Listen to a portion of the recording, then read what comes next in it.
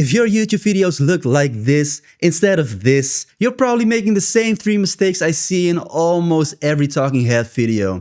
And the crazy part is, none of them have anything to do with your camera. Most creators think the solution is buying better gear, a better camera, better lens, better lights. But cinematic talking heads usually come down to 3 simple things: light direction, separation from the background, and framing. Let me show you what I mean. The first mistake I see everywhere is lighting from the camera. A lot of creators place a light right, behind the lens. And at first, it feels logical, right? Your face is evenly lit, everything is visible, but the result is a completely flat image. There are no shadows shaping the face, no contrast, no depth. It basically looks like a Zoom call. What you want instead is directional light coming from the side. Even something as simple as moving your light about 45 degrees to the side can completely change the image. Watch what happens when I move this light.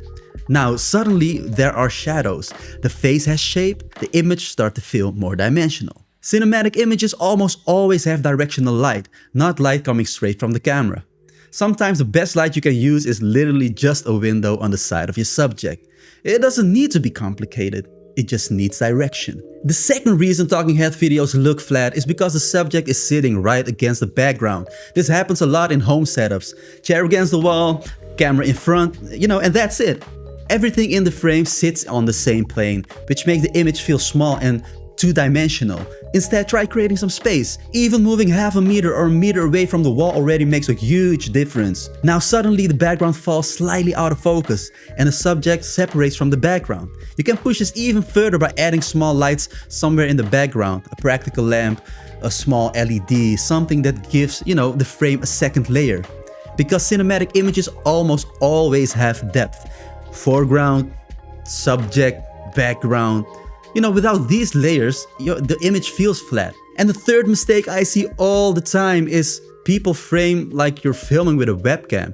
Cinematic framing usually gives the subject a little more breathing room. Sometimes slightly off-center, sometimes with more space around the head and shoulders. And importantly, enough background visible to give the frame context.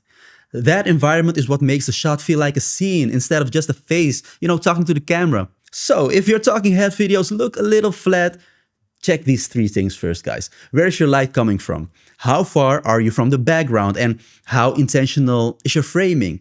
Fix those 3 things and suddenly your videos stop looking like Zoom calls, and they start looking like actual scenes.